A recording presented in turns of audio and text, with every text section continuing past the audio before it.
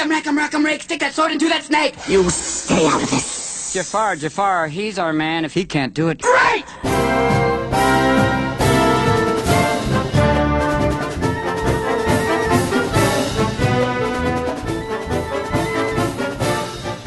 Hello, Internet Dwellers, and welcome back to Top Shelf Disney Animation Studios Library. I'm Jeff, and there across, not from me, but across the state from me. Spiritually and emotionally close, and yet physically so far away. And TC DeWitt, everyone. It's only going to get farther. Hi, TC. Oh, hello, Jeff. Good to be. Oh, so good to hear your voice again. I know. I did have a more enjoyable last week, so I did the bonus episode last week, and it went more smoothly than the first one. That's good. I still missed having you there to chat with. Well, I feel like whenever you do, not you per se, but like the metaphorical you, as in me, whenever you do, and if you followed that sentence, good on you, because I didn't. But I feel like whenever one ends up doing an episode by themselves, or it's just them talking for a while, you quickly learn how much you appreciate another person to bounce things off of. Yeah. I just watching myself, because I did it through a live feed, and being able to just see myself was helpful. Like I set up a mirror. I'm like a cat, right? I can just have a friend. Jeff, what are we doing here? What is going on? I don't know what's happening. But hello, everyone listening. Welcome. Go ahead, Jeff. Continue this intro. Welcome back, everybody. Yeah, the intro. The intro just goes on and on and on, and there will be a point where the intro will be 45 minutes long, and then we'll just push the entire episode in the last 15. But, well, we are back again after taking a week hiatus there. I needed to take care of some stuff, and stuff has been taken care of, and now everything is back. That sounded very cryptic. Yeah, maybe it is, maybe it's not. Jeff's in the mob. It's fine. Well, now I have to go into hiding. Thanks, DC. Shoot. Fine. Just, it's okay. I'll be able to come out eventually anyways.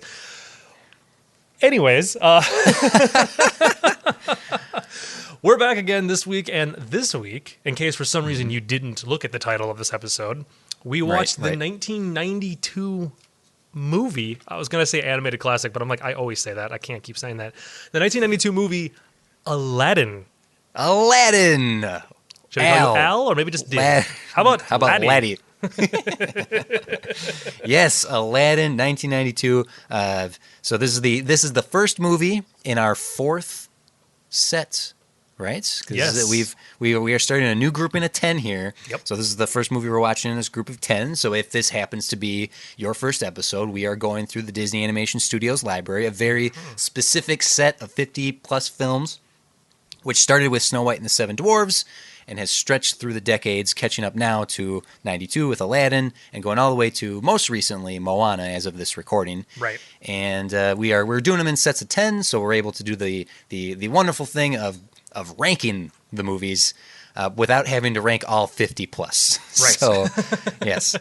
So we just came out. We are in the Renaissance here. This is we are deep in the Renaissance. And right here, smack dab in the middle. It's very easy to see that by watching these films. We watched Beauty and the Beast last week, Rescuers Down Under the week before, and Little Mermaid the week before that. You can definitely tell, compared to the movies that came before those, not all of them, just the ones that were more recent, Rescuers and Black Cauldron in that era, late 70s, early 80s, you can definitely see that this is a new renaissance. It's a new era of animation from Disney. The quality is different, the storytelling is different, the music is different. It's night and day. I was going to say literally night and day, but I'm not that type of person. So when is the last time you watched this? Aside from obviously watching it for this discussion, but previous to watching it for this discussion, when it was the last time you saw Aladdin? I was thinking about that. I was trying to remember when I had last seen it, because it had been a while, and honestly, I think it was after Robin Williams died. I'm pretty positive was the last time I had watched it, because it's funny. There's a lot of things that happen in this movie that I have, in all my countless viewings of this film, never got. I never picked up on them. I never realized. Oh, that's fun. So like new gags, new jokes, new references, or and just little things like the fact that they like the thief in the beginning says my Allah instead of like my God. Like I went, yes, yeah. Okay, that's clever wordplay. Okay, or not wordplay, but that's clever dialogue. I get you. Never in my never in a million years I ever caught that in all the previous viewings of it. When was the last time you had seen this movie, TC? It's been a good number of years. After Robin passed away, Robin Williams passed away. I watched Hook was my go-to movie, so that I could look at the man. But as much as you love Beauty and the Beast, I really have a lot of affection for Aladdin. I won't let that affect how I will discuss this movie. I'm not going in this with big rose-colored glasses on it, but are you saying something? Are you no, something? Was I very rose-tinted world looking at Beauty and the Beast? Because you did so well with Beauty and the Beast, Jeff. You did so well. You were very critical, more critical than myself even. So good job on there. But thank you very much. And I will say that watching this movie, because this is for me. This one is also like Beauty and the Beast and Aladdin were the two movies that I watched a ton growing up. I definitely went into this movie with a very critical, I'm watching this movie for what it is, not for what I remember it to be. And there you go. We'll eventually come back around to it. But there's I have a couple questions. I have a couple little things that we need to discuss about that I watching this movie with from a storyteller's point of view or a technical point of view. I was like, whoa, that's weird. Why is that? I don't get that. Or, well, that seems to be kind of it was actually, it was a very eye-opening situation watching this movie. Well, I look forward to hitting those points. I will say I do remember seeing this one in theaters. I don't have a very strong recollection of experiencing the whole film, but I do have a moment of remembering. My mom and dad took me, just me, to go see it. I remember I had stretched out in the seat. And it was those old fold down movie theater seats. They were cushiony, but I had somehow stretched out. And I was only 10 years old, so but I was basically laying down somehow. And when the movie was over, I remember my dad asking me, "Were you comfortable?" That's my strongest memory of seeing this in the theaters. Well, your memory's a lot better than mine. I just remember seeing it. I don't remember anything happening during my screening of the movie. But I do remember this was the first Disney movie that I have memory of ever seeing in the theaters. I don't think I saw Beauty and the Beast in theaters. I believe that was a VHS tape viewing, as a kid. But Aladdin, I definitely did see. I did watch Aladdin in the theaters. I very much so remember that, but I don't remember laying on the furniture. you don't have a very detailed memory of it. So Jeff, what is this movie about? I mean, if people have never seen this movie, what is it about? Basically, guy doesn't want to be who he is. Crazy guy shows up, gives him powers. The end. Not the movie? No, sorry, that's a completely different movie. Well, basically, it's pretty close. It's kind of right, except he doesn't. Well, give him powers. That actually kind of does happen a little bit, doesn't it? No. So basically, it's the story of Aladdin. Aladdin is a street rat, a scoundrel, if you will, according to the people of Agrabah, the city that he lives in, and he's longing to be somebody more than he is. Very classic tale. Actually, it's kind of fun that it's a guy character that's doing that. That seems to have been in at least a lot of the earlier princess fairy tale movies that we've seen. It tended to be the princess that was longing to be somebody that she wasn't. I guess he does have similarities to Ariel and Belle in being where you are and dreaming of so much more. And he even has the I Want song. Right, he looks at they'll see I'm so much more. Right, he looks at the street rat riff raff, like the reprise to the One Jump. Yep. I was just gonna say, at this point, you sang almost all the lyrics, just in different orders. So if you wanted to finish the song, you could. I'll let you edit it so it's in the proper order. So it's complete with the instrumental, because I have the instrumental. So now everyone, congrats! You just listened to TC singing that. I also missed if they look closer. No, sir. There you go. You can add that in right there. Look, perfect, fantastic. Yeah. That'll totally edit together smoothly. Seamlessly.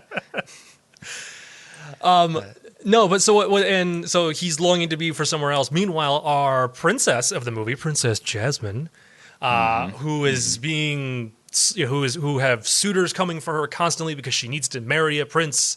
You know, very, very kind of cliche princess story. She doesn't want that life. She wants to have her own life, and so She wants to marry for love. Right, not because she has to.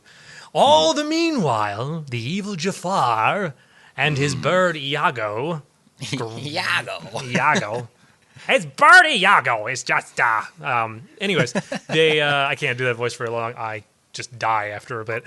Are trying to get the lamp which will give him genie and magical powers because he is the what is he? What is he actually in the He's the royal vizier. He's That's the it. Thank you. Yeah, he's the advisor to the sultan.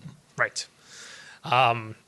So, of course, he tries to get the lamp, but then Aladdin gets the lamp, and then Aladdin gets the genie, and the genie helps him trick Jasmine into falling in love with him, but then immediately changing his opinion and going, no, you shouldn't be doing this. I don't know why I gave you the ability to do that. That was stupid. I don't know. I'm torn apart in the middle, literally, because that's in the song. And then they find out they love each other, and they fight Jasmine. Wait, no, fight Jafar. That's it. Fight Jafar.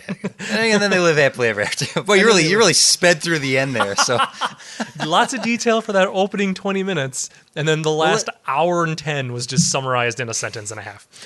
So this is loosely based on the story of Aladdin, which is from 1001 Arabian Nights, which comes from the mythology or the myth of Scheherazade, who it's funny because that's the first line of Ali Baba had them 40 thieves, Scheherazade had 1,000 tales. From Never Had a Friend Like Me. I will not sing every lyric of that song. Are you sure? Are you sure? Is this entire episode going to be me cutting the lyrics into the songs for you? Is that what I will this sneak is? in every Jeff, giving you that experience to edit. It'll be like a whole new world for you, a whole new world for you and me. No, okay. So what was I talking about? Oh, Scheherazade. So much. Here's the thing, though this is adapted from. In some respects from the Legend of Aladdin from 1001 Arabian Nights. It's not really. A lot of the elements from the fairy tale are completely gone in this. He has a genie in a lamp and a genie in a ring. Jasmine and Jafar's situation isn't there. There's a lot of differences between the source material to this. In fact, this was pointed out to me on Twitter. This has more in common with The Count of Monte Cristo than it does with the original Aladdin fairy tale, just in a peasant posing as a prince and I'm not surprised that we have a Disney property though that does not adhere to the original source material that tightly. You know, like it's. I mean, when has that ever happened in any of the movies that we've watched on this podcast? Right. It's the Disneyfication of stories, and to some degree that can be bad, and to other degrees that can be good. I think in this situation it is good because this plot, this story, this all works out really nicely. This movie is paced really well, it's plotted really well, and adding too many elements of the original into it would convolute it quite a bit. Right. Even going so far as like if Jafar were to erase everyone's memory of what it was like before he was made Sultan, that adds a whole nother act to this movie of like, oh, Aladdin, the carpet, and Abu remember the past, but no one else does. So I have to convince everybody. And the original Aladdin takes place in China, not even in India. A little different, just little tiny differences, you know, between the original one and this one. I do want to say you were commenting on just like the pacing and all that. This movie is. And I noticed it with this one. I didn't notice it as much with Beauty and the Beast, but this one definitely. And it's not just Robin Williams. There's an extra level of clever dialogue and witty humor to this movie that is not present in any of the Disney movies leading up to this. We got a couple like funny moments in Beauty and the Beast and Little Mermaid. This one, it was funny. I was watching it, and this thought popped in my head. This one has more in common with Emperor's New Groove, in the sense that it's almost self-aware. Obviously, the character, the genie, exists somehow in some outside time. We'll get to that in the Just- we'll get to that in the I- theories section. Exactly. But like the mentality, like the humor, the jokes in it, the pacing, the fact that I love that Jafar only calls Aladdin Prince a boo-boo. Like A boo-boo, yeah. like why?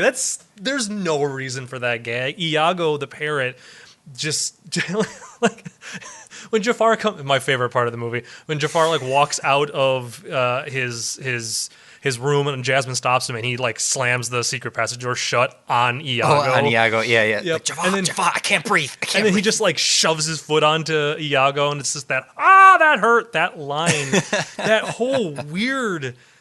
That's in my head. That's not Disney, but at the same time, it is Disney. Like that's very just.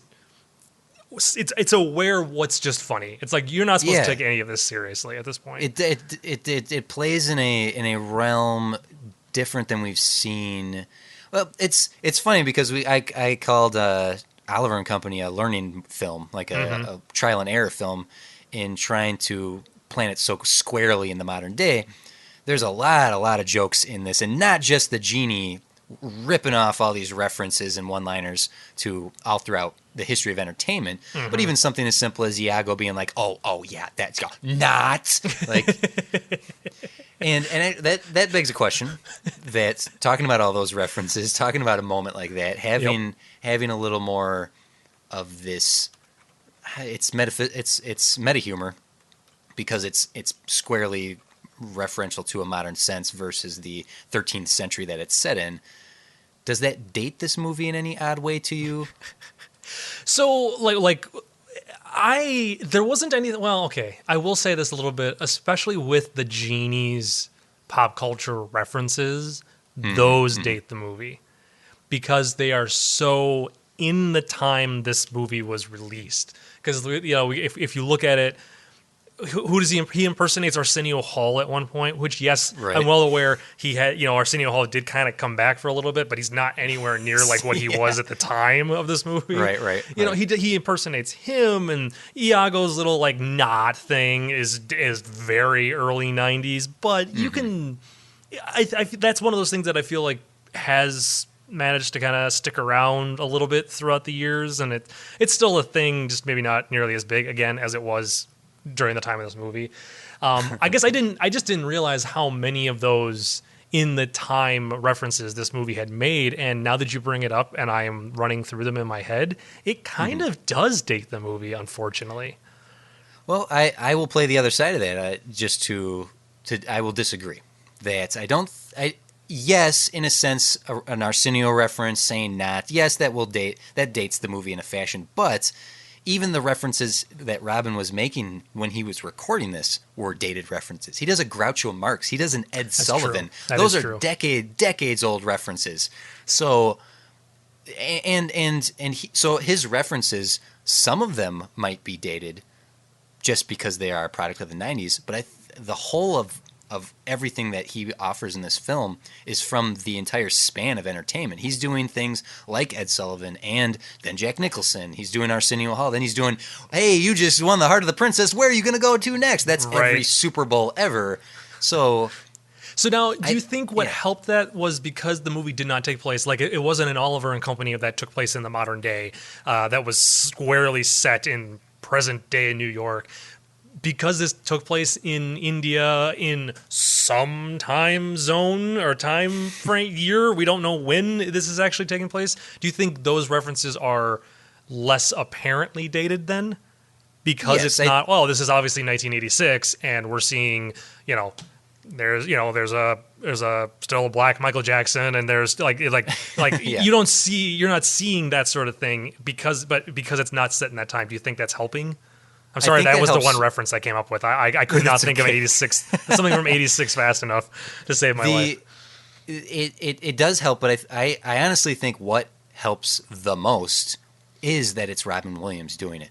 That it's not just a scripted series of one-liners and references, which we get a lot now in the animated films that come out now. The multitude of references and referential modern-day jokes are written into the script.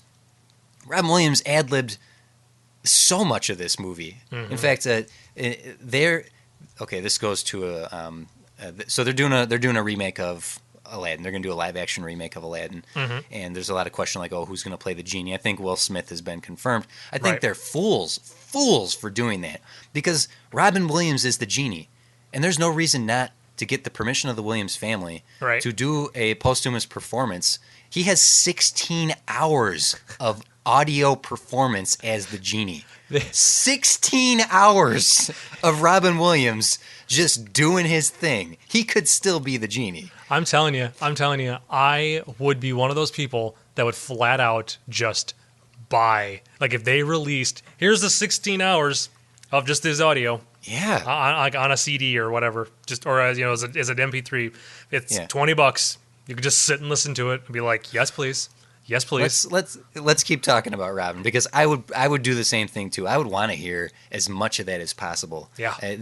And real quick to talk about the element of whether this is dated or not. Even Genie himself is designed by a dated reference. His design as a character was based on the Al Hirschfeld caricatures that had been around for decades leading up to this. So even the design of Genie himself is a reference, because Al Hirschfeld is the greatest caricature artist of all time. The dude could craft Al Hirschfeld. Seriously, Google this, guys. Al Hirschfeld could do caricatures with 5 lines. He could take 5 strokes of a pen, and you'd be like, "Oh yeah, that's the president." I have a movie poster hanging in my apartment. TC, you know the poster I'm talking about. Yes, that's right. Yep. And it's for the movie Noises Off. Just look that up as well, if anybody out there who doesn't know what that is. But the poster art was drawn by Hirschfeld, and it's of the actors in the film. And you look at them, and you're like, yeah, okay, yeah, that's them. Yeah. That's them. Like, that's obviously Michael Caine. That's obviously Carol Burnett. That's Christopher Reeve. You get it. You look at it, and I know that poster's on IMDb. So, but I have a giant poster of his work on my wall, and I can completely agree with you on that. And Robin as a performer just brings this character to life, and he's the first thing anyone's going to think of with, well, okay, that's not fair to say, because there's a lot of good in this film, but Genie is, Robin Williams' performance is one of the biggest reasons this movie is so good. Right. Robin Williams was just a genius, and I was pretty hurt, or pretty crushed when he passed away, and to know the genius, the brilliance of this man's mind is 16 hours of this. One of my favorite little bits of trivia about while he was doing his vocal recording for Genie, Steven Spielberg was filming Schindler's List. Thank you for bringing this one up, because I was going to bring it up if you didn't. Yeah. This is amazing. So while he was recording the Aladdin, Robin Williams would get calls from Steven Spielberg, who was making Schindler's List at the time, and Spielberg would put Robin on speakerphone during lunch so that Robin could just tell jokes to the cast and the crew to cheer them up, because they're freaking making Schindler's List. Yeah. That's not the feel good movie of the year. And he would just perform, and he would work out some material that he was going to do for the Genie and just talk to people and perform for people. And he's just this legendary comedian and this legendary performance, and that's what elevates this beyond the scripted referential humor we get now. It's what sets him even above someone like Dom DeLuise and John Candy, who, for their part, did fine between the two Oliver and Company and the Rescuers. But it's just the legend of Robin Williams and his ability that brings Genie to life, that makes this so good. Right. Well, and you know what? And the thing is if you approach it as it's Robin Williams, and it's Robin Williams doing these, and he improvised these lines, if you approach it in that way, then any of his references, they're usually not that, you kind of forgive them a lot of times, because if you've ever seen his stand-up is full of voices and impersonations of bygone celebrities and people. Like, that's just what he did. That's always been his thing, is to bust into those goofy voices every once in a while, or not every once in a while, like constantly. Which I realize, boom, boom, boom, boom, boom, boom. I realize in this movie, like when I listened to Friend Like Me and Prince Ali, I was just sitting there going, every line is a different voice. Yeah, this guy, Robin Williams, even just his vocal performance is actually him just as a human being is the living embodiment of a pinball game. Yeah. I can agree with that. I would flat out agree with that. It's all over the place. He's over here, he's down there, he's up there, and it doesn't matter what. Oh, man. But let's talk about the main character himself, the title character, Aladdin. And I'm curious. Okay, so I already compared him to Belle and Ariel in their desire to wanting something more. How do you feel about Aladdin as the title character, as the hero and protagonist of this story? It's he's an interesting character. Like it's a nice change for it to be another guy, another male character, as kind of our lead character. Just because they again tend to favor the female side, and I think that's why I liked Aladdin so much as a kid, was because I saw Aladdin. I'm like, yes, a boy. That's a boy. That's a boy. Yeah. I can be like him. I can wear hammer pants with a giant patch on them. I can be just like him, and also perpetually barefoot, as most princesses are usually in Disney movies. It seems like. Well, that is a good observation. Yeah, there's more than a few barefoot characters. Is that a Disney trope? I think that's a Disney trope, guys. I have not been including it, and dang nabbit, I should have been. It's one of those subconscious things I noticed. But as a character, he's fascinating because you learn a lot about him right away, and he doesn't seem to falter too much. Like his character, he doesn't have a massive character arc in this film, because he comes off, he's a good guy. Yes, he steals. He's kind of a Robin Hood. He's got to steal to eat, and he's got to eat to live. Right. And I'll tell you about it when I got the time. Haha, now I'm going to edit myself into that song. Haha. Anyone rolling their eyes at puns, we will get to a discussion about puns when we talk about Jafar. But please continue about Aladdin here. But he's interesting because really all that Aladdin wants is he's not happy with the life he has. He wants something better. And then in the end, he gets that. He gets that better life, and he gets the girl. But I still see him as the good guy, because he definitely is smart. He's smart. He's fast thinking. He does get a little greedy towards the middle of the whole, like, make me a prince so I can win over the girl, because that's the only way that she'll like me. She will never like me for who I am. Blah blah blah, all that stuff. Yeah. But I don't know. I liked him as a. Excuse me. I liked him as a character. Like, what are your thoughts on Aladdin? Well, I can see why. I can see the perspective of people talking about, like, oh, he's just a thief, he's a liar, he's deceitful. But honestly, through the course of the movie, watching it this time and really picking apart his development as a person, you're right. He doesn't go very far in his development. He doesn't get what he wants in the end. He earns what he wants in the end because he's a good guy. Even though he does steal to live, he is a good person. He shares. He does have a bit of honor in him. He follows the rules that matter, in a sense, where, yeah, he's stealing from these guys, or from the marketplace and whatnot. But I can't think of a good example of him following the rules that matter. When he goes into the Cave of Wonders, he's just going for the lamp. Right. He's not there. Oh, which shows Abu? Sorry. Abu, yeah, Abu. It's Abu with a B. Abu? Yeah, Abu is from The Simpsons. Abu is greedy. Abu Yes. is the greedy character. He's the one that licks his lips when he sees the treasure. He's the one that's filling. He's taking more than he needs. Aladdin isn't greedy. Aladdin has ambition, and he keeps his eyes on the prize, but he only goes after what he needs. Whereas Abu is the greedy one. So that's following the rules that matter. When he goes into the Cave of Wonders, he looks at it and goes, man, one handful of this would make me richer than the Sultan. But we're here for the lamp. Let's keep walking. Right. And he's here to do a job for another person who he doesn't know is a bad guy at this point, obviously. Right. But he's there helping somebody else out. Yes, the guy helped him out, and yes, the guy promised that he would, pay them some stuff and, pay some money to make it worth it. But still, he's putting his neck out for a complete stranger that he doesn't know. Yeah, and he does the same when like he has friendship for the characters that he meets along with Abu, with Genie, and even though he's enamored with Jasmine when he sees her because her eyes and her smile, and her hair, right? But he's also 15, 16 years old, so okay, I'll forgive him for that.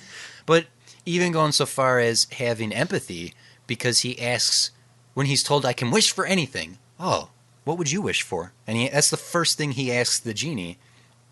And to further the proof of his inherent goodness is he immediately understands the gravity of what it means if he truly gets what he wants. When it's told to him, "Hey, you'll be the Sultan someday," that hits him like a ton of bricks because that's not what he wanted. He just wanted to get the girl. And how he went about getting the girl was by faking being a prince and trying to lie to her, even though she saw right through that. As soon as it's like, "Hey, you're getting more than you thought more than you bargained for here, pal," that's when he's like, "Whoa, hold on." He understands the gravity of that. Right. If he was greedy, if he was overly ambitious, that would make him more of a bad person. But no, he understands the gravity of that, and he decides once he realizes what that means. He even says, "I need to set things right." Oh no! After everything goes terrible, after Jafar gets the lamp, sends him a flying, he picks up Abu, he gets Carp, and he says, "I have to go back. I have to set things right. This is all my fault. I have to stop pretending." And he does the right thing, and that is a true test of his character. Yeah. At that point, he could have easily just been like, "All right, well, screw them, I'm out of here," and he could have just taken Magic Carpet and headed off. Granted, Magic Carpet I don't think would have let him, but he could have left. He could have gone about and just moved elsewhere and like forgot that world and left the world behind him. But he decided to go back and fix the mess that he had ultimately caused. Yeah, and I think that makes him in all that adds up to a really quite a diamond in the rough. He's not greedy. He's not overly ambitious. He sets his eyes on Jasmine and he wants to pursue her, and he tries to give her what he thinks she will want by. Yes, he does lie to her, but he's kind of a terrible liar. Just a little. So the one the one little detail that I liked about that is that when he is Prince Ali, his hat and that like little bluish purple feather that's in his hat, every time he flat out lies, it falls into his face. That was something I looked into, or I was reading up on some backstory and like some of the trivia and stuff like that, and while I was watching it, and every time he does a flat out lie, it falls down into his face, almost like a, "Hey, come on, stop it!" Like, just what are you doing? That's a really good detail. That's something that this movie is quite good at. This goes to what the Renaissance has been so strong for, is the details in the structure and I said the pacing and the plot of this are good. The first 15 minutes introduces all the major players except for the Genie and Carpet. But you get the protagonist, you get the antagonist, you get the themes. Everything is laid out. You get Aladdin, Jafar, Abu, Jasmine, Iago, Sultan, all in the first 15 minutes. And that's a very well-structured first act. And that first act ends where Genie shows up, and you get Carpet, and that's really well structured. And the details of having a feather flap down when he tells a lie, that's great. That is a credit to why this era of filmmaking is so darn good for these animated films. Now, with all of that cleverly done structure in the first 15 minutes of the film, I do want to at least bring up and just for a minute discuss. There does seem to be almost like there's some stuff missing from the story, and I want to know if maybe I just have never understood it. Maybe I need that second opinion to talk me through some of this stuff. Number one, so Genie is all for wishing Aladdin, or giving Aladdin, or granting his wish, I should say. I mean, obviously he has to, but to make him a star, to make this big huge spectacle. Hey, it's a big huge deal, big deal. Look how Prince Ali, Prince Ali, and then like 2 minutes after that scene is done, Genie's sitting there going, "You need to tell her the truth. Why are you pretending?" That always bothered me, and I never understood why did Genie do a 180. Like, it wasn't even a explanation of, okay, we're gonna make you look big and high and mighty just to get you in the door, but then after that you have to promise me you have to tell her the truth. Like, that line would have and I guess in my head fixed that problem. I just never Okay. understood why. Wait, why is Genie now all about being truthful? Like, I get it. It's kind of his personality is that he only wants good things, and you know, Genie does kind of have, or doesn't kind of, he does have a heart of gold, and he only wants good things for his friends or his masters, but at the same time, it was just like, well, where did that come from? Why all of a sudden? Okay, What changed? okay. What happened? Well, do you want me to posit an explanation? Sure. I'm gonna dust off my English degree and sling some bullcrap at you, and you tell me if it sticks. Fantastic. This segment, does it stick or does it stink? That's Does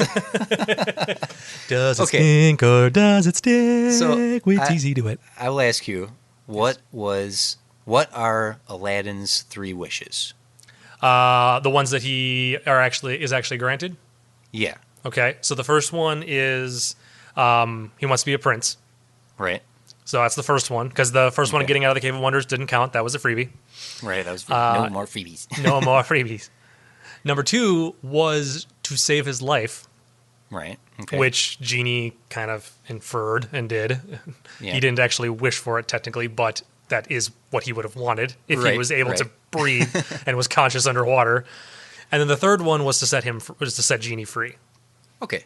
And you are correct. Those are his 3 wishes. We see the fulfillment of his third wish because he frees the genie. We see the fulfillment of his second wish because he obviously lives.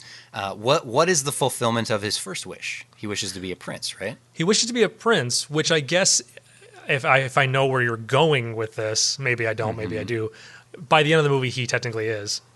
I feel that the fulfillment of this wish is the end of the movie. Right. That everything that happens as soon as he makes that wish is to fulfill Aladdin's first request, which is, Genie, make me a prince.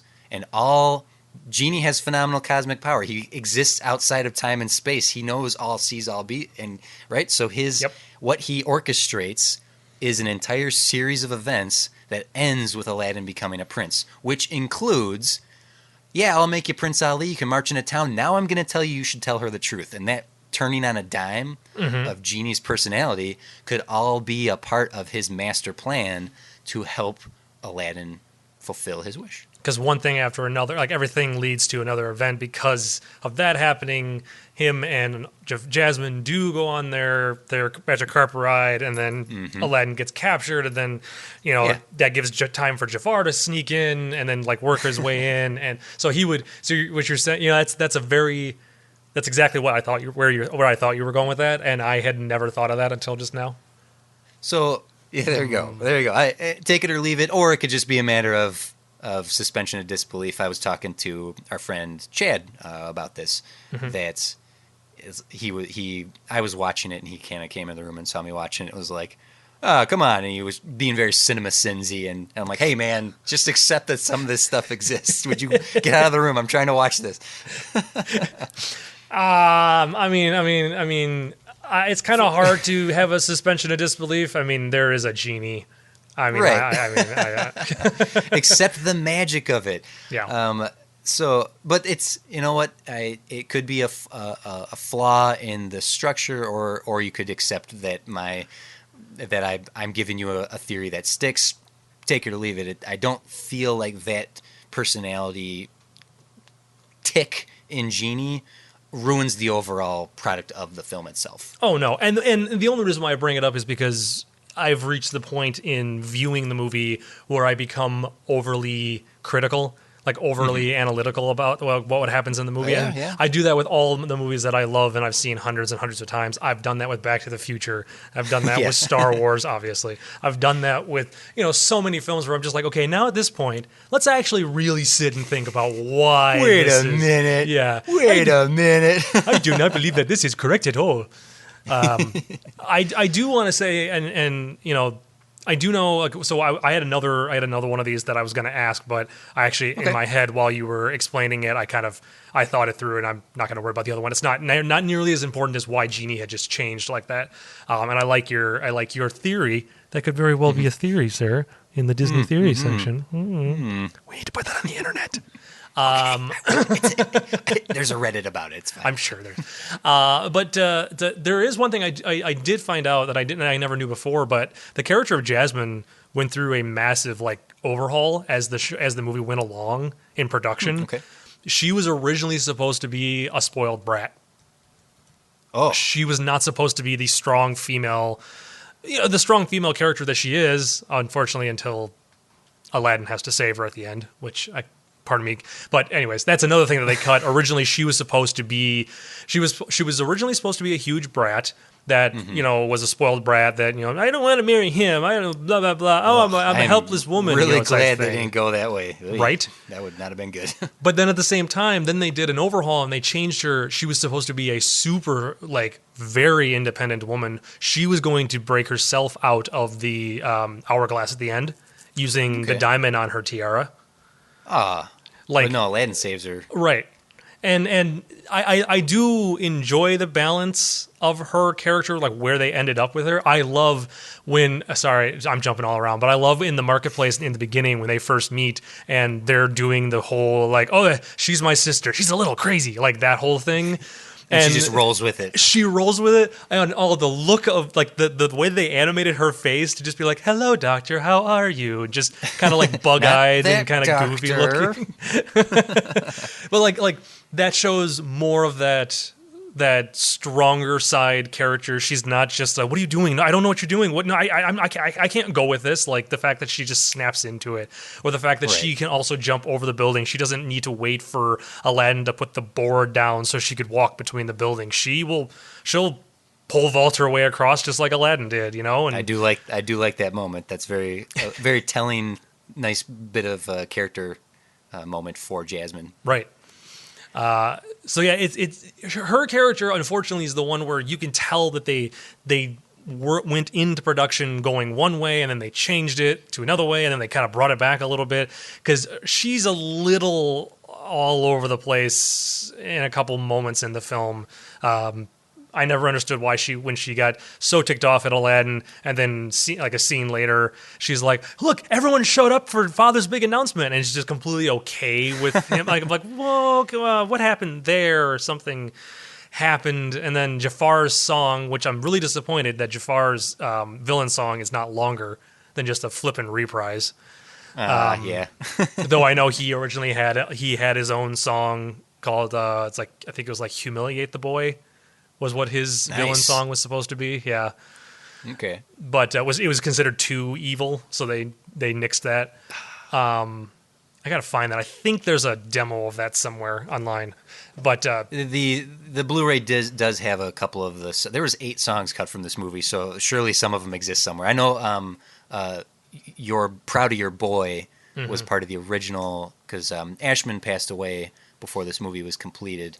And this will be the end of Ashman and Menkins teaming up to create many of the memorable songs we hear in the Renaissance. Oh yeah.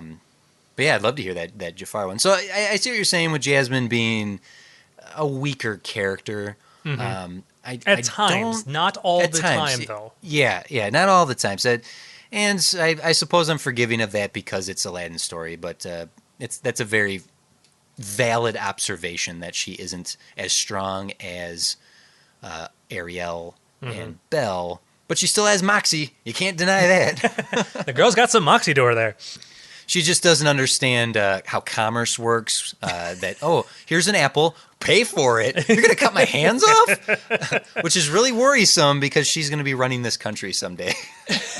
True. Now, one could argue that in the palace, she just has food and never gets outside of the palace. Well, Jasmine's a little naive about certain things of the world. Very sheltered about it. Yeah, we'll say that. But I do still like Jasmine quite a bit. Oh yeah.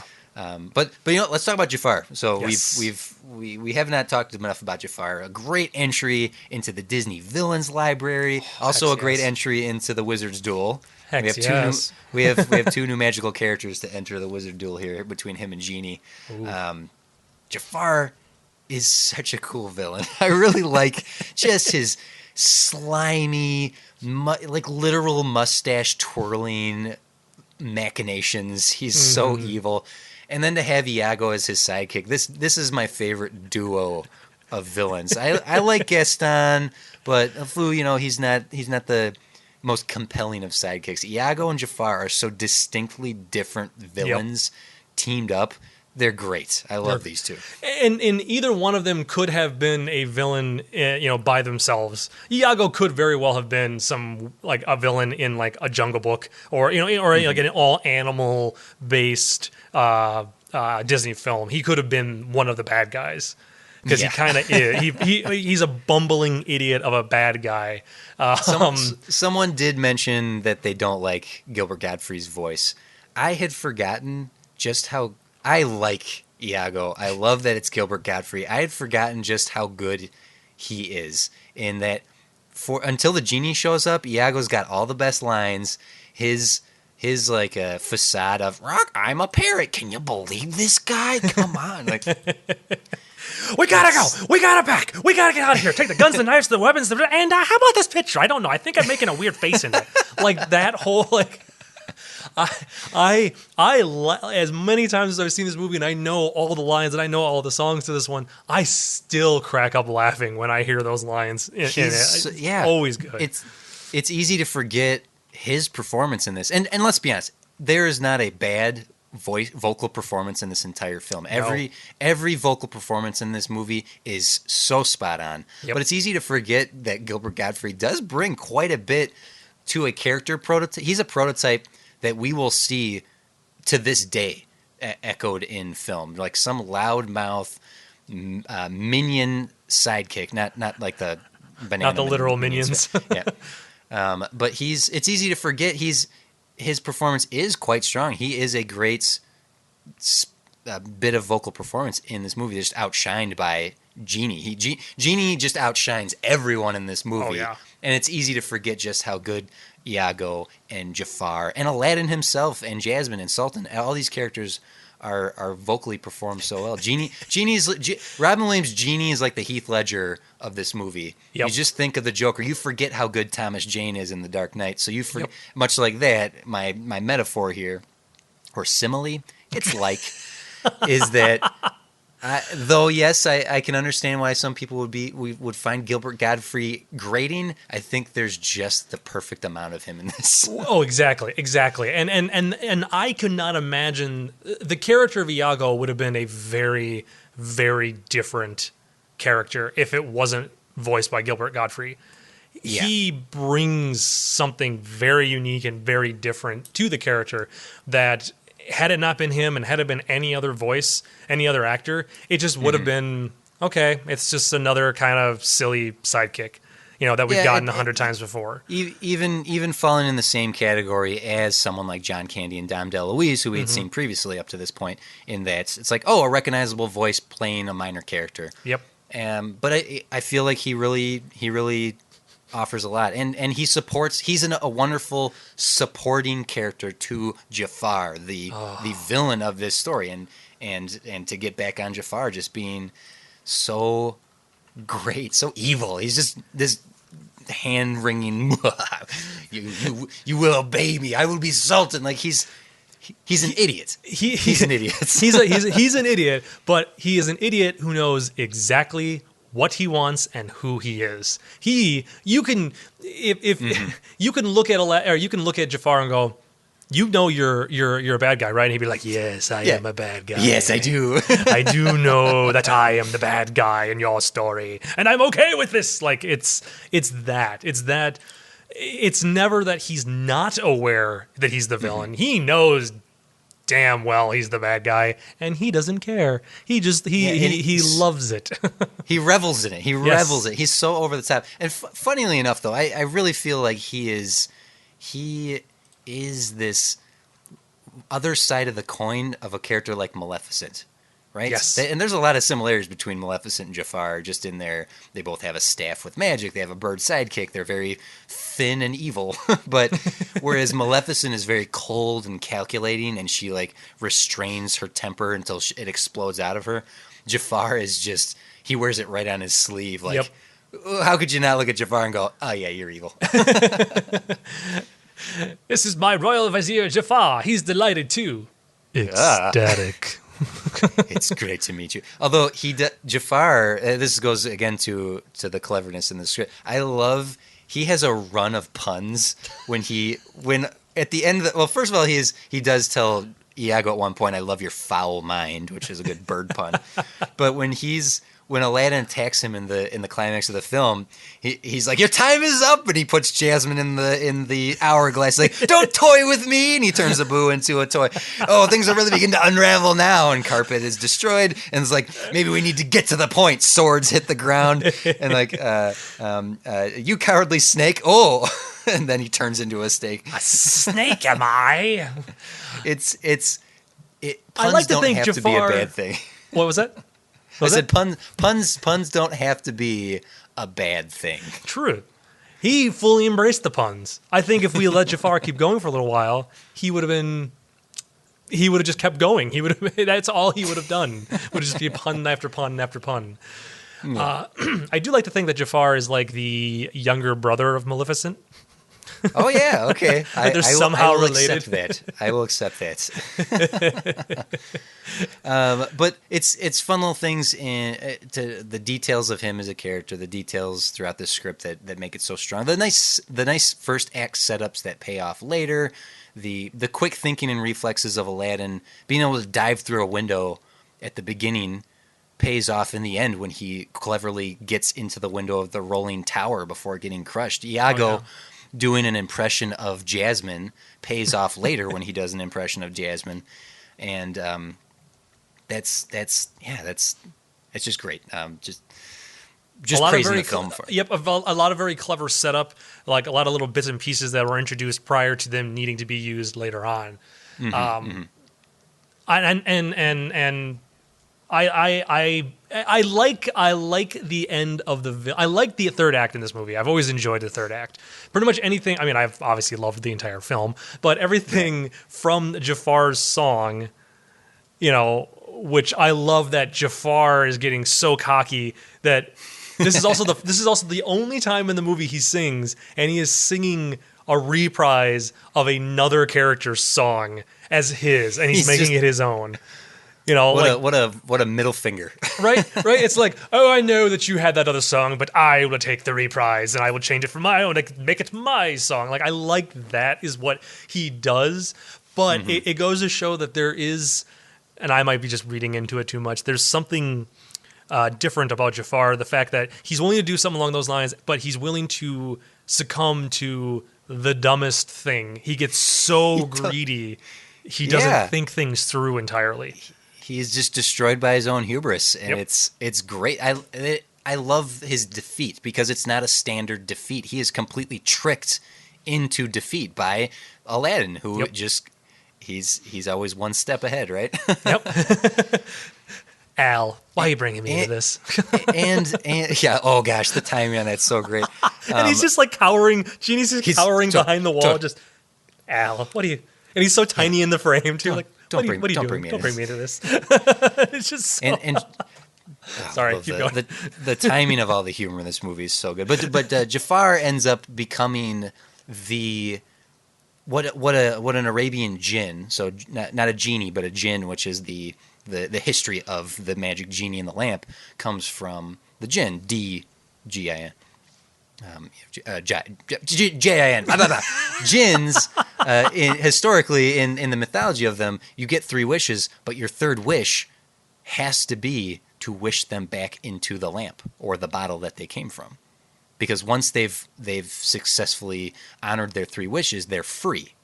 According to the mythology of genies, because they have been tricked and trapped within their lamps, because they have phenomenal cosmic power that they would use to destroy the universe. So the third wish always has to be to wish them back in their bottle.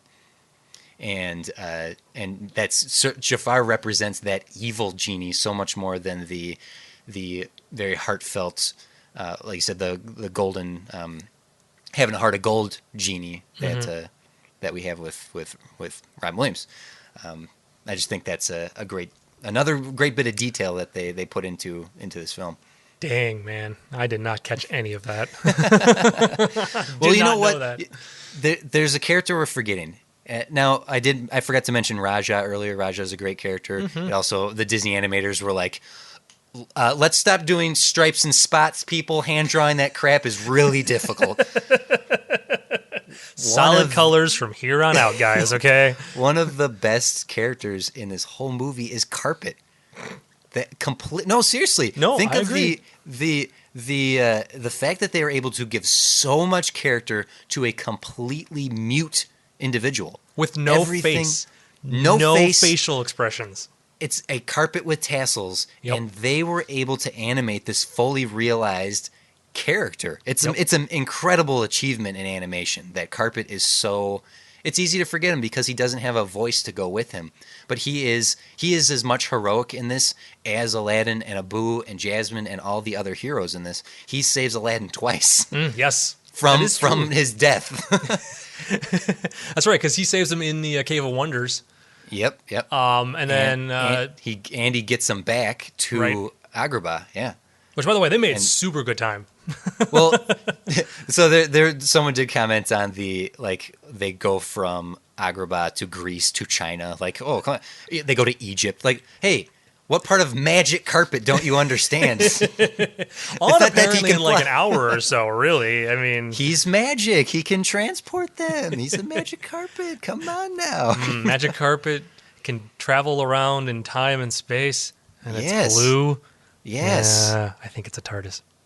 And it gives us. This is the best Disney duet. Ah, yes. A Whole New World is the hands down the best Disney duet. Go ahead, challenge me on it, Jeff. I dare you. Up until this time frame, yes. Okay, we will have more in the future. We're going to have more in the future. I'm thinking of one particular other one that I absolutely love, but I mean, A Whole New World was, and I agree with you. A Whole New World is easily one of two of my of the greatest duet songs. Andrea Disney's commented produced. on our Facebook page that it still gives her goosebumps. And yes, It's so absolutely. well written. It's so well, beautifully written, beautifully animated. It's an amazing falling in love song that Disney will continue to try to repeat from this point on. But yeah, hands down the best Disney duet. I mean, there isn't even that many duets up to this point anyway. Right. Because I was even thinking like, oh, well, Beauty and the Beast is a great love song. Oh, that's a solo. Yeah, that's right. That's not a duet. So let's see. Do you want some Katzenberg trivia here? Let's do it. We are one movie away, folks, from the end of Jeffrey Katzenberg's era in the Disney Animation Studios. Lion King is his last film. I will not miss him. Yeah, well, listen to some of this because again, like I mentioned last time, he was responsible for some good. True. He did make Beauty and the Beast. He sent Beauty and the Beast in the right direction because of Little Mermaid, and he did it with this as well. There's actually they called it Black Friday in the Disney Animation Studios, in the studios themselves. Katzenberg came into Disney and scrapped virtually everything that they had been working on for months and told them to start all over again with Aladdin. Ugh. He didn't even watch a cut of it. He didn't even watch anything that they had. He just came in having seen the rumor mill talking about what Disney was creating, and he said, "Start over. We're starting over." One of the things he changed was they had designed Aladdin to look like Michael J. Fox, and he said, "Women will not be attracted to an animated Michael J. Fox. Make him look like Tom Cruise," and that's how we got the Aladdin that we got. Now, to be fair, Aladdin's a cute guy. He's a cute guy. So that's a good call. Good call, Mr. Jeff Katz, that you would do that. And a lot of what was lost came from the fact that he wanted to find a balance between what was successful in Little Mermaid and what was successful with Beauty and the Beast's test screenings and whatnot. Because all these movies were in develop overlapping each other. And so, according to Jeffrey Katzenberg, the happy medium between Little Mermaid and Beauty and the Beast is Aladdin. And I can kind of see that. Because where Beauty and the Beast is much more theatrical, very more stagey, and Little Mermaid is a bit more it's a goofy musical cartoon. Aladdin fits right there in the middle there, and I as much as Katzenberg bugs me for some of his decision making, it did get us the movie we got, right? True. And But I could his not big- imagine this movie being anything else but what it is right now. Right? Now there's one more thing he did though that was pretty crappy, and I don't think was necessary at all. When Robin Williams signed on to do this, Yeah. he took scale, which means that's the lowest possible amount of money he could make doing his performance, and he said he wanted no marketing with him. He didn't want his voice to be used in any of the advertisements or the video games or the toys, and if they were going to put Genie on the movie poster, he had to take up less than 25% of the poster. And Jeffrey Katzenberg said, yeah, we'll do that. They negotiated, they signed, they agreed. And Katz said, no. We got frickin' Robin Williams. The word is out. He's huge. We need to put him everywhere. And completely broke contract with Robin Williams to the point that Robin wouldn't go to the premiere. He would not work. He broke every tie he had with Disney because his requests were dismissed. Jeffrey Katzenberg thought strictly on dollars and cents and didn't honor the requests of the man himself. And that ruined Robin's relationship with Disney for years. Michael Eisner tried to apologize. Listen to this. Michael Eisner bought Robin Williams a Picasso as an apology. That's Like some apology. Yeah, an original Picasso. And Robin wouldn't accept it. He sent it back. And it took Jeffrey Katzenberg getting fired. And the new guy who came in, Joe Roth, who took over for Katzenberg, one of the first things Joe Roth did was came out publicly and apologized to Robin Williams and promised to right every wrong that had been made, and did it. He honored all of Robin's requests in everything that followed with Aladdin, to the point where if you look at anything released by about Aladdin now, Robin Williams' name won't be on it. They'll refer to the voice of the genie, which is interesting. Yeah. Or Jasmine and Aladdin on the magic carpet will be the bigger image on the picture as opposed to Genie himself. And it was that public apology and whatnot that Williams was so touched that they went to so much trouble to make up for Jeffrey Katzenberg's mistakes that he came back and voiced the Genie for the third film in this Aladdin trilogy. So we're gonna watch parts 2 and 3 next week, right, guys? That's what we're doing. We're gonna completely just negate our decision to not watch any of the. Oh no, okay. No. Someone did ask if we could watch any of the. I don't know if you listened to last week's episode, but someone did ask if we could watch any of the Disney sequels. I did say I'd like to watch the third one because it's Robin Williams. I would watch the third one. I remember seeing the second one. And I remember being, that's not the Genie. Like, I remember even at that age knowing that was not the Genie. It's Homer Simpson. Yeah, it's Dan Castellaneta doing an okay Robin Williams impersonation, which apparently, going along with that story you were telling just now, which made me sound like it was a story, wasn't real. No, going along with what you were discussing about the him coming back to do the third one, Dan Castellaneta had recorded the Genie's lines already for the third movie. And they that's sad. ditched them so that way Robin could do his, or they could get Robin's voice. Do you think Dan Castellaneta was offended, or was he like, "Oh no, it's Robin Williams, go ahead"? I feel like for him, because I mean they were already like a handful of seasons into The Simpsons, and he was already making decent money. I would like to think Dan Castellaneta was like, okay, that's fine. It's Robin Williams. I'm not gonna. You don't complain about Robin Williams. You know. Especially because I'm sure it could have very well, because I mean, hey, voice actors, any kind of actor in Hollywood or any kind of voice actor in Hollywood probably would understand, like, oh, Katzenberg screwed Robin over. Okay, I don't blame him for not coming back. Okay, fine, yeah, I guess I'll do it for a paycheck, And then hearing like them apologizing and then Robin wanting to come back, I would be like, okay, nope, it's cool, everything's fine now. You guys, you can do your thing. What a putz, Jeffrey Katzenberg to pull a move like that. It was unnecessary. Anybody who would go to see Aladdin is going to walk out there and go and tell people, holy crap, Robin Williams is amazing in this. Oh yeah. Like, you don't need to advertise with Robin Williams and the genie. That his performance alone is going to sell this film. So it's just there you go. That's a balance between, hey, that was a good decision, and oh wow, that was a terrible decision. What were you thinking? And it's decisions like this. It's decisions like this that had to have led to Eisner not trusting Katzenberg to carry on Disney. Right. Because once Lion King comes along, and we'll talk about it next week, the end of Katzenberg's era. Obviously, I don't want to go into too much detail about it because this is a podcast about Disney, not Jeffrey Katzenberg. But I don't know. The last handful of weeks, we've been getting very close to it becoming the Katzenberg show. Like we're reaching it. We're reaching that point, guys. And well, Jeff, would you sit a kid down in front of this? Do you feel like this is a good movie for a family to watch? That Absolutely. There are lessons to be had here. Absolutely. Yeah, This yeah. is I'm not saying that because I have watched this with my nieces, and I know they've liked it. But it's a fun movie that is a really great balance between being for kids and being for adults.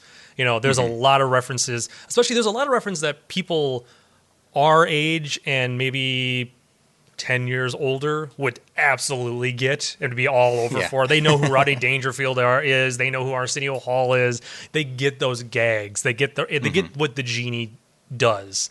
But then at the same Right, time, but- it's a good prince, kind of fairy tale-esque story. It's got a good adventure for the boys. It's got like a love story for girls. And I don't want to, please, I'm not categorizing that by all means. The girls could definitely enjoy the adventure. The boys could enjoy the love story. I know I did.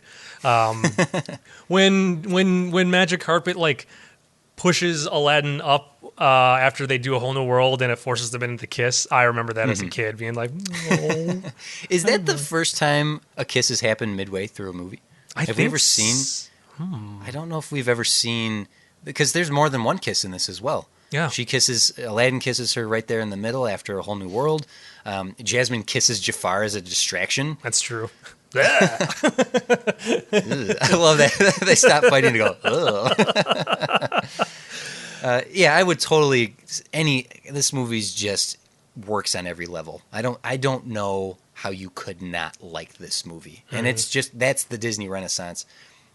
Boy, people are gonna either get sick of this. Is hashtag package films at this point because we say it so much, but it is so crucial to point out that this run of movies is so influential. I've said it before, I'll say it again. This is what people think of when they think of Disney, this era of filmmaking. So, Right. yeah, I would definitely sit anyone down to watch this, kid or adult. And we have some great comments from I'm just going to hit up the comments real quick. If you'd like to comment on a thread, you can go to facebook.com/topshelfpod. We put up a post before we record. If you want us to talk about anything, we'll try to get to it. Or if you want to tweet at me at TC's Big Head or at Jeff at Random Bell. Jeff, any tweets? Unfortunately, I do not have any tweets. I was just going to look real quick. I haven't been on Twitter in forever, unfortunately. Well, I do have a couple comments here. The first is Chris Scholl says the merchant is Genie, which is, yes, that is Yes. true. The merchant at the very beginning of the movie is voiced by Robin Williams. Script-wise, it was intended to be the genie recounting the tale. That was going to be in my theories section because it was for the longest time a theory, but they did come out a year or so ago and confirmed it. Just very recently confirmed it. Yeah. Let's see. So a theory from Wyatt asks. Oh no, sorry, a comment from Wyatt. Princess Jasmine. She appears to be one of the Disney heroines that is both reactive and active, which is a pretty interesting juxtaposition in my opinion. Yes, we discussed that, Wyatt, that it could be because Jasmine, her personality was altered so much in the development of this film that her proactive and reactiveness is demonstrated across the board. You can have something where she's very capable of very empowered, and then you have something of her sobbing over the dead boy from the market she met. Take that as you will. I don't see a lot of problem with how Jasmine is characterized in this. But yeah, maybe that just makes her a fuller character, that she is both active and reactive. Good point. All right. Yeah. I have nothing to add to that. Sorry, I have nothing to add to that. Oh, that's fine. There's who wrote it? Beauty and the Beast, Belle says A Prince in Disguise, magic, sword fights is her favorite book, Aladdin. Oh, that's a good point. Does she not also say like a magic carpet?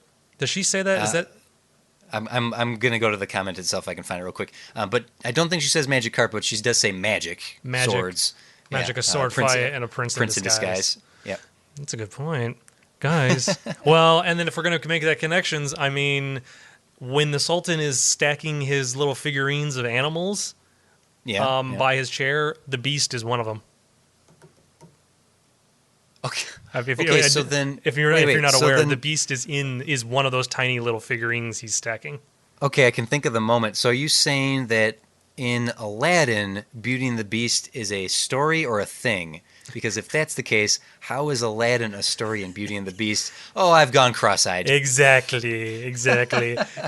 Well, I mean, how does Genie know about all of these things? Well, we'll touch that in a second. It was Natasha who, on a Facebook page, who said that. I love this movie. How can you not? Daring sword fights, magic spells, a prince in disguise. That's what it was. Yeah, there we go. So, yes, thank you for pointing that out, Natasha. I had not thought of that. That's very fun. I love that idea.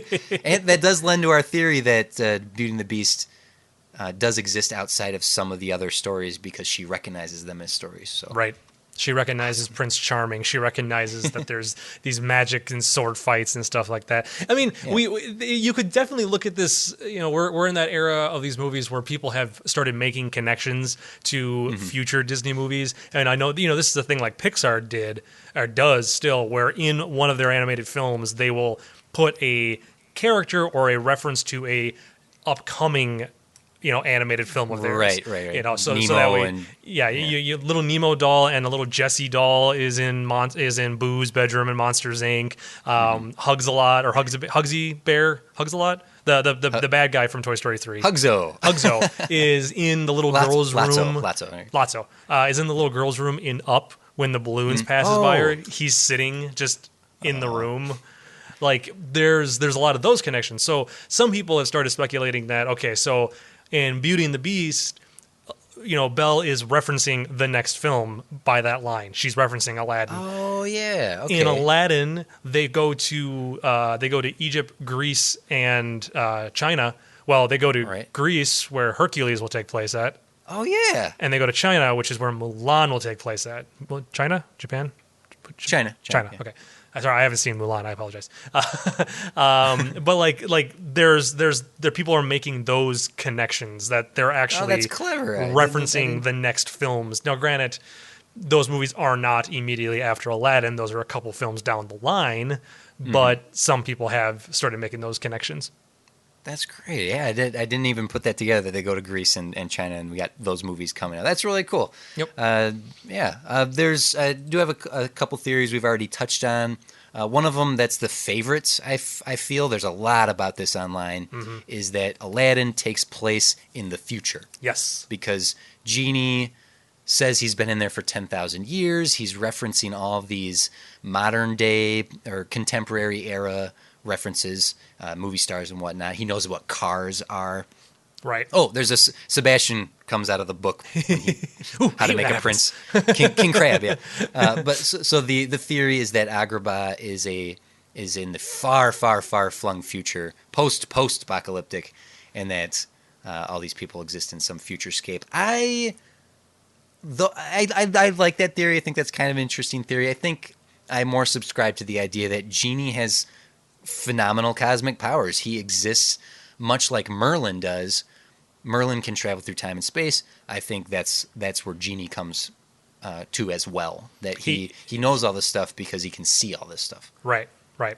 Somebody was trying to extend this theory by pointing out the fact that Magic Carpet shows up in, what is it, Hunchback of Notre Dame? Oh, really? Okay. And it shows up in The Princess and the Frog. Oh, okay. So then that would support the future theory, right? Right. Yep. Because of if Genie hasn't seen Magic Carpet in a few millennia, they've obviously been friends. They've hung out before, but that means Magic Carpet is just as old as probably the Genie is, and Magic Carpet's been around for a long time. But when was Magic Carpet made magic? did magic carpet start off as a regular carpet and then get Then transformed became into it. magic? Like, you know, because you See, this is why. yeah, anyways, this yeah. is why we need. And I had referenced I conceptualized the Merlin and Arthur show, where they travel throughout time and history. This is what we need. We need it so we can see the origin of all these. Where did carpet come from? Let's go back and find out. Let's do it. I would watch the crap out of that show, guys. Guys, you don't understand. Okay, I would be that show's biggest fan. I probably would also be the writer of it. Okay, just throwing that out there. TC and I we're doing the show. Never mind. We're done with this podcast. We'll put it together. Jeff and I will at least 3 seasons, and we'll send Arthur and Merlin on a G-rated Rick and Morty style adventure through all the Disney universes. We're doing it, folks. It's happening. That would be brilliant. Hashtag QWalla. Oh, hashtag Kuala. So good, so good. Well, so you hit my 2 theories. Let me do my Disney tropes real quick. Okay, do you have any please. more theories or any other tweets from anybody? Nope. Fire it off. Keep going. Let me do my tropes real quick, and then we will wrap up with the one final question, TZ. One TZ. I'm not going to do it. I was just going to ask you where you'd rank it, but I think we know where that's going to be.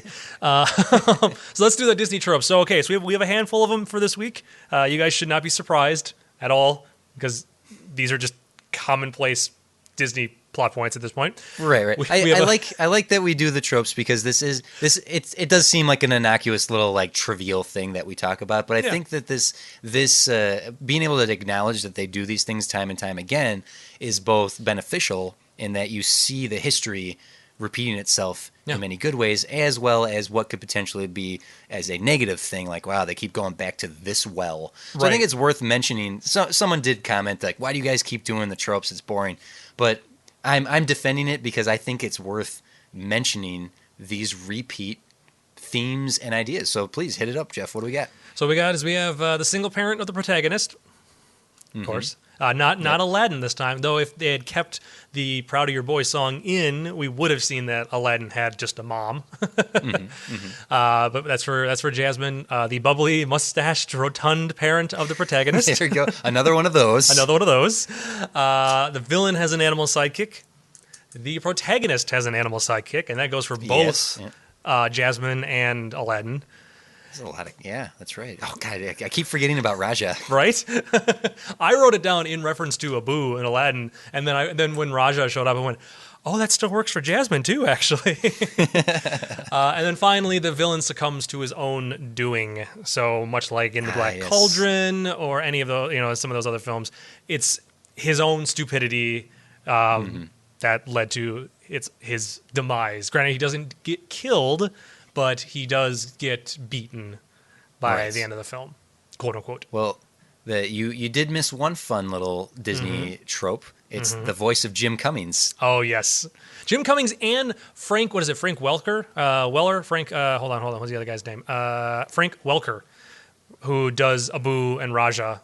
Oh yes. You had mentioned him last week. Yep, he's been doing it for a while, and then Jim Cummings getting. Jim Cummings did. I think he did the main guard. Yes, you idiots! We all got swords. Yep. And then he does. Because I think Frank Welker ended up doing the Cave of Wonders. Yeah, he does the Cave of Wonders. Yeah, I thought Jim Cummings did Cave of Wonders, but those two voice actors that you know who they are. You guys know who they are. Jim Cummings started doing voices for Disney in 1989 with Chippendale Rescue Rangers. He was a slew of voices on that show, and this guy is still doing voices for Disney. He still has a character in every Disney animated movie that comes out, and that's just great. I remember learning of Jim Cummings about the time that this movie came out, maybe a little after, where I was subscribed to Disney Magazine. And watching the Disney in the afternoon and starting to hear and recognize his voice. Well, and he does fantastic impersonations of people. He can nail because he's also one of those where he can do singing parts as well. He's not just a voice actor, but he'll nail a singing impersonation of a person. He may or may not show up in our next film impersonating one of the actors for their singing voice. Oh, okay. For maybe just part of a song. Oh, okay. I do know that he voices a hyena, but True. I was not aware he was. Well, anyway, we'll get to that. So just a little Jim Cummings right there. We will be seeing that name pop up for the rest of this. So it'll just be like, hey, Forever. Jim Cummings did this voice. He doesn't have any major characters until quite a few movies from now. But there you go. So that was just something I wanted to remark on there. Anything else? Did we forget anything? Not that I could think of, except for TC. Where, of all the movies that we have watched so far, Jeff. where would you rank this one? Well, Jeff, allow me my standard preamble leading up to giving you my answer. I'm surprised. We talked about this movie much longer than I thought we were. We had a lot to say here because I expected this to kind of fall into the length of our regular episodes, but we had quite a bit to say here. We talked, and I'm only extending it. I'm only extending it more by talking right now. So, Jeff, this is obviously our only one to choose from. So True. it's my number one. Jeff, and you? Where do you? I'm gonna put it at like a healthy 3 and just leave some space. You get out of here. You get out of here right now. You just go. No, I definitely. It's right now it is my number one. I have a feeling it's gonna stick around there for a little while, but based upon the films that we have in this list. I will almost guarantee you, in this top 10, I will almost guarantee you it will not be number one by the time we reach the end of this. I will give no hints as to where this will last through this next set of 10, but I am looking forward to next week, which is... Next week, guys, we jump 2 years into the future for the 1994 film The Lion King, a.k.a. Hamlet. You mean Kimba? We'll go there. We'll talk next week. I can see what's happening. We're just going to go into other songs. Yeah, we're wrong movie. Well, thank you everyone for listening. Thank you, TC, for being here. I'm glad to be back talking with you, Jeff. I missed you last week. I missed you as well. It's always weird when I don't talk to you. Well, I'm wondering what you guys think of this movie. What did you guys think of how we felt about it? How do you feel about it? If you gave this a rewatch, if you have any fine memories, hit us up on Facebook, facebook.com/topshelfpod. This might be where you're listening to the episode right now. So feel free to comment below, or like I mentioned already, you can tweet at us at TC's Big Head, at Random Bell. Yo. I'm excited to continue on with this next set because we are definitely, I think everyone who listens to this show, we are clearly in everyone's wheelhouse. This is everyone's childhood. Yep. This is probably why these episodes will run a little bit longer than because now we will have much more to say. Right, because these are movies that we've more than likely seen hundreds of times, or grew up watching. Again, I'm excited to get into this batch because they are newer ones, but a lot of them I haven't seen still. Because we're set in the midst of the movies that I was a kid watching, that I went to the theaters and I saw, that I remember watching in school, but mid 90s I fell out of Disney. Like after Lion King, I kind of stopped watching some of these movies, so for a handful of years. So I'm very excited to watch them as an adult and go, oh, I see why people liked this movie. Why didn't I watch it as a kid? I'm an idiot. Guys, I'm an idiot. Nah, you're not an idiot, Jeff. Maybe I could be. I don't know. But thank you, TC, for rambling with me for 80 some odd minutes. Thank you, everybody out there for listening. And TC, do the sign off. Oh, okay. I perfected it last week. Oh, fantastic. I think I really got it good now here. Okay. It's very good. This was okay, right? Yep. Okay. Yep. Mm-hmm. Okay. This was a podcast. Yep. We were the people talking. Ooh. And this is a sign off. It's epic now. It only took 31 episodes to expand upon that sign off. Get out of here. Get out of here, everybody. 10,000 years will give you such a crick in the neck. Ho! Does it feel good to be out of there? Nice to be back, ladies and gentlemen. Nice. Where are you from? What's your name? Aladdin. Hello, Aladdin. Nice to have you on the show. Can we call you Al or maybe just Din? How about Laddie? Oh, hey, Laddie. Hey, come. Oh. Wait. No, I know what's next. You're a lot shorter than my I'm assuming we're fading out right now. We've faded. Because I would do the whole thing.